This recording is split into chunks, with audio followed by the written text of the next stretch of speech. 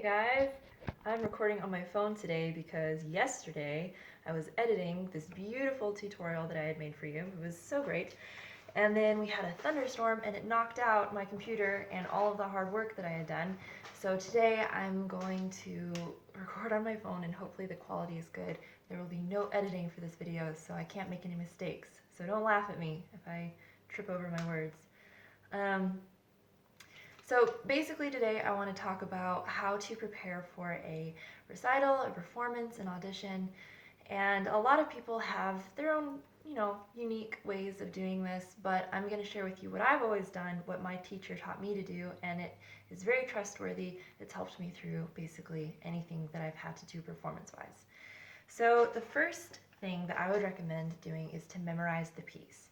And you should be doing this probably, 2 to 3 months, if not longer, before the actual performance, so it really has time to sink into your muscle memory and into your brain.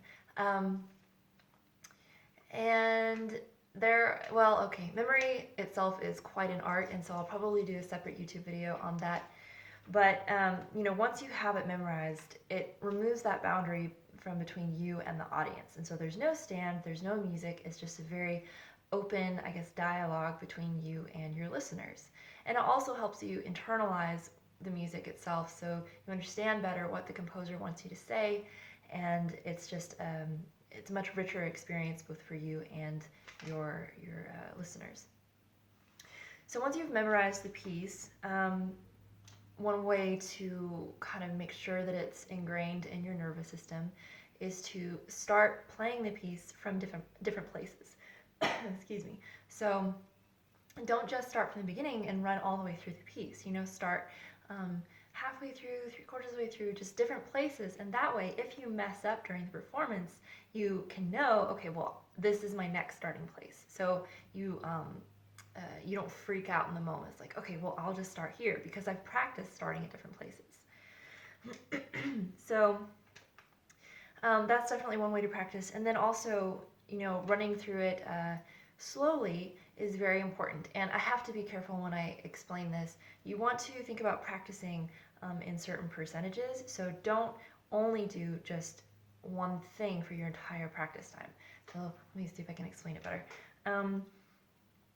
You want to run through the piece like 100 times slower than what you would usually want to do. And I normally run through a piece slowly, very, very, very slowly, about 3 times every day. And depending on the length of the piece, that could take you, a couple hours.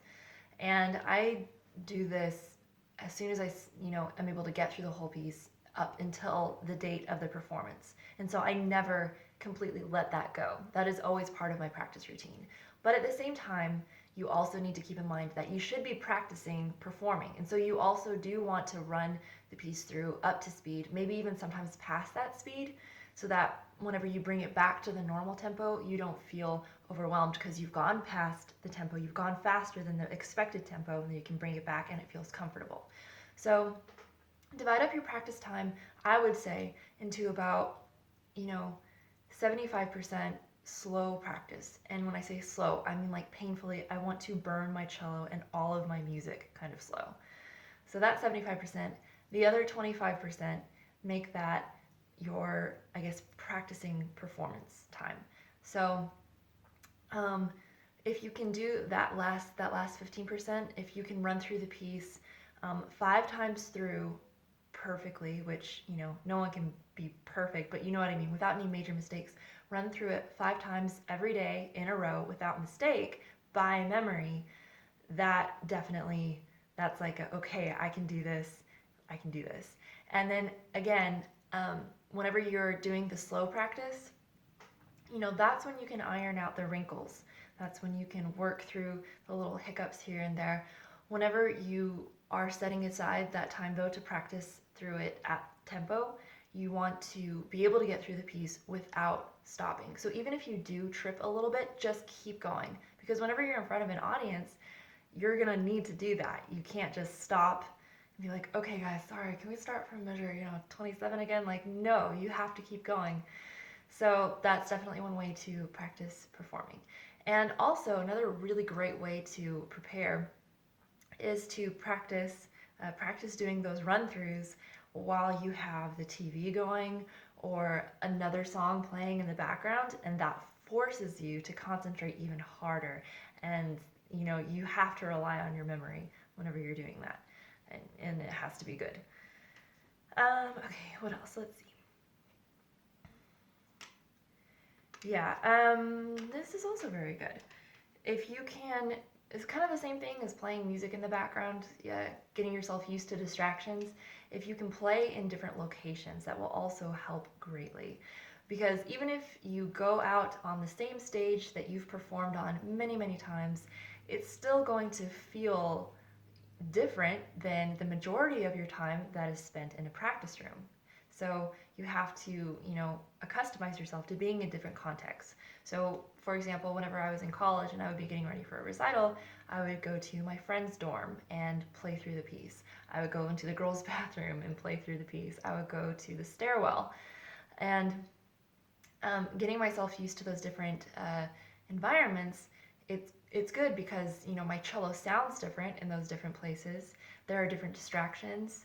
There's different lighting. There are different temperatures, and all of those things are factors that, believe it or not, really affect the way that you play. You wouldn't think so, but whenever you're on that stage and you're in that moment, you're hypersensitive. So your body is aware of everything going on around it, and it can be overwhelming. And so practice beforehand being uncomfortable. And the other thing that kind of goes along with this is to bring in other listeners. And so, again, in a performance, the audience is always different. The audience is always unique. They're going to give you different reactions. It's just going to be a completely different feel. And so practice for that beforehand by bringing in different people, friends and family, have them sit down, and it provides a fresh set of ears. And it's also, encouraging to you, holds you accountable to do your best for each time you play for them, because it's you want to give a good first impression of that piece. So it holds you accountable, and you're practicing to really give your all and give your best each time you play the piece. There was one more thing that I wanted to say. Oh yeah, I have heard a couple teachers tell me this, where they say visualize yourself beforehand being on stage and getting nervous, and that way whenever you are nervous on stage, it'll just be, fine because you felt that way before. I personally do not agree with that mindset, because really what you're doing when you visualize yourself being nervous, you are practicing nervousness, which I don't agree with. I don't think that's a good way to approach things. I understand where they're coming from, but I don't agree with it. I think it's better to visualize yourself being on that stage, looking around you, and feeling excited and happy and like, wow, I get an opportunity to perform for people and give them something special today. And practice that sense of peace whenever you are playing. And that has always helped me. Every single time I get out on stage and I rehearse, I think back to when I rehearsed being at peace with myself and the music, and the fact that I'm being vulnerable in front of all of these people, and it becomes second nature to you. So I think that's really important. I think it's a good thing to do.